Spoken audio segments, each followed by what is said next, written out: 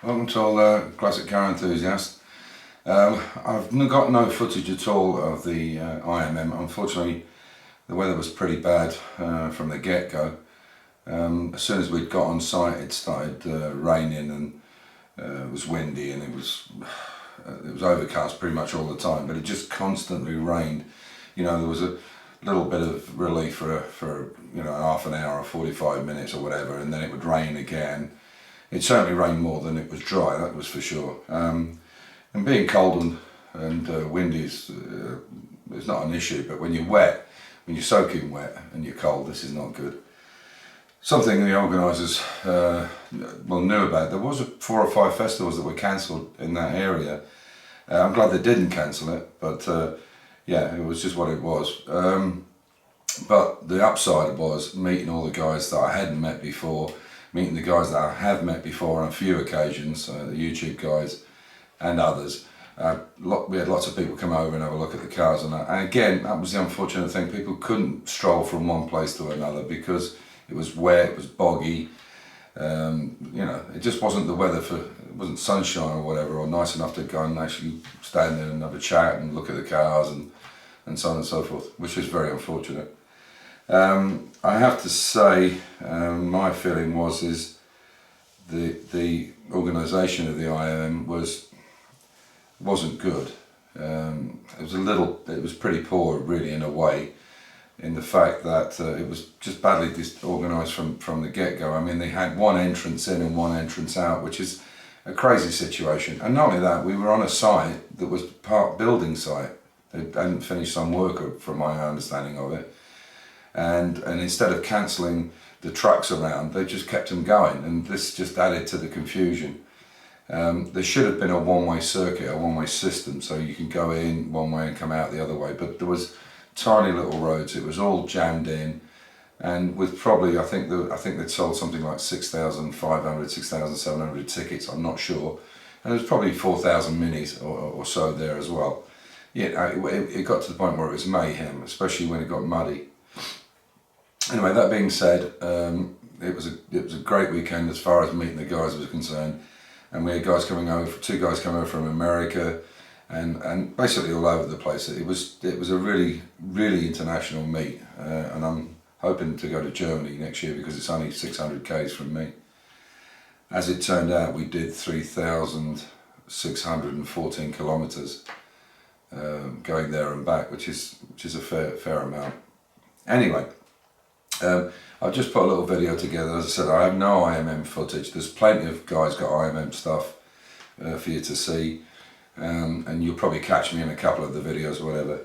The very last thing, on the Saturday night we had a real good knees up, and having a really good night, and unfortunately my face hit the concrete and the gravel, and I'll just take these glasses off, you might be able to see. It's not so bad now. It looked really bad. It looked like somebody had beaten the crap out of me. It was all up here and here. The scabs have come off a little bit now, but I'll be back to normal soon, hopefully. So I hope you enjoyed this little update. We're going to do lots and lots of things, and one thing that's happened over the weekend is I've realised that these minis, they're for fun. They're not for looking at and showing and what have you. Even though I don't do show cars, just trying to make it that absolutely perfect thing is not the way to go, I don't think now. I think enjoying them. The problem is if you put too much money, too much effort, too much time into them, and you're constantly shining them, you're worried about what you do with them or where you park and that's not very good. They are minis after all, and they should be enjoyed. So, as long as it's mechanically sound and the car's not dangerous, just enjoy them. Yeah, that would be my advice from this weekend. Just enjoy the car, or whatever car you have for that matter. So I hope you enjoyed the video, and catch you soon. Bye for now. So I'll just give you a little update where we're up to. Brought quite a lot of gear back from IMM for this race car. We're having a bit of a sort out in here. Tomorrow we're picking up an old lathe. We won't be doing a lot of machine work on it, but maybe some polishing and bits and pieces. I got it for not a lot of money, so. And it's quite an old thing, so it's more of a talking point in the garage when we get it running than a piece of machinery I need. This was something I picked up on the way back. I did this aluminium sign. which I'm going to put on something. It's been cut out. It looks nice on a black background or a British Racing green background, so I'm going to put that somewhere. I picked that up in Strasbourg on the way back. So we ended up doing 3,614 kilometres in all in that van and trailer. The Mini's still out the front because we have to get the trailer in tomorrow with this lathe on the back. I think it probably weighs about, I don't know, 500-600 kilos I would imagine. So the idea is we'll back the trailer in here and use this chain block from this huge beam here and then drop them onto those jacks. There's two there and two there, and then we're going to wheel it over where this bit of space we've made here. So today we put these casters onto this guillotine. This is something I picked up in Bristol some years ago, or 2 years ago I think it was. This is an old guillotine, a press type one, so you just pop that down and it's nice. It's an old F.J. Edwards one. I don't know what kind of age that would be, but it still works, and it was not a lot of money in it. Yeah, so this one we'll start working on now full time. This is just about ready to go and test now, and then we'll take all this metal work off to hold the pedals and the steering and put it on that one when it's ready to test.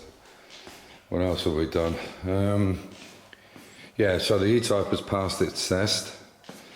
We put DOC 5.1 in it and did some other bits and pieces. We changed the washer system on it. The washer system was brand new. I'd only been used a couple of times because I used to clean the windscreen by hand. And you can see, actually it was Amir's idea, and he's adapted this from a Mini, but it looks just the same, so it's a Lucas one. And this is the engine setup on it. And he's also fixed up this gear stick cover. So yeah, it's passed its test and we can use it again. So I'll take you down and show you the lower garage because we're having a massive clean out and dumping all this stuff here. There's loads and loads of gear we need to get rid of. That's the old boot lid where I changed off the beige Mini. That door's going, all this stuff. Obviously the plastic stuff we'll bring back, but we'll take all the rest of it to the scrap. So I'll take you down the bottom and I'll show you what we're up to down there. We're having a massive clean out. So we need to get rid of some junk, and I'll show you what we intend to do in the tent. So I'll catch you in a minute.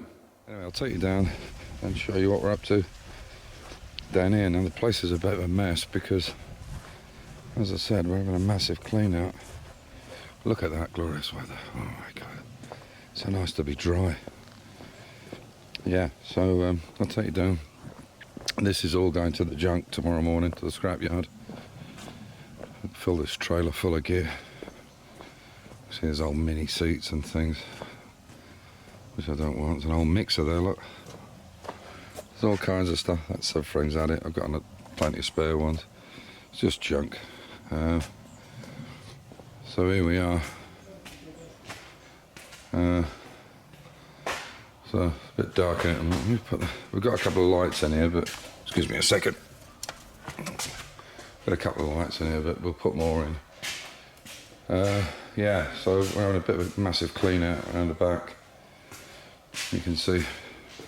You can go into the main garage now. Still got loads and loads and loads of stuff to come out. This is you can see, we got all these doors. This is what I got when I got the two Mini shells.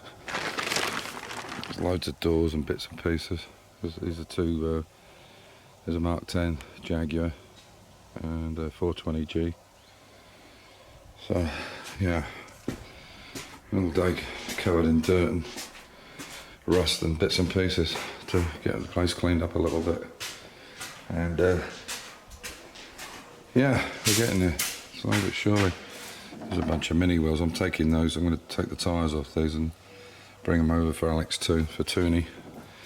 So yeah, the new plan now is to take this piece of steel here, which we used to use for getting somebody who was handicapped, couldn't get into the swimming pool, the natural pool that we have, and it had a slide on it. but we're now going to use it and make it into a stand, an overhead stand for up here. So it'll start here and go all the way along to the end. It's like 6 legs on it, and then we can put all the doors, put some pallets up, put all the doors and all the spare parts we've got on top, so it's out of the way. It basically be about the same height as these poles here, so it'll come across the top. Obviously it won't come here because I need to get this lid off to put things into the sandblaster, and then we're going to make a mechanism for this so it tilts back and the trailer can go outside. It's a little miniature trailer we used to use for the garden stuff. And there we are. So yeah, we'll just crack on, and hopefully I can start taking the front off this soon. I have to pick up the jig. It's in Vienna at the moment, so I'll pick that jig up in the next week or so, and we'll start working on that body. So there we go. That's it for now. Sorry, it's not particularly interesting, but we'll get back to you once we start doing some work on the minis again, or the Jags. Bye for now. Take care. Stay safe. Keep the faith. And enjoy your hobby.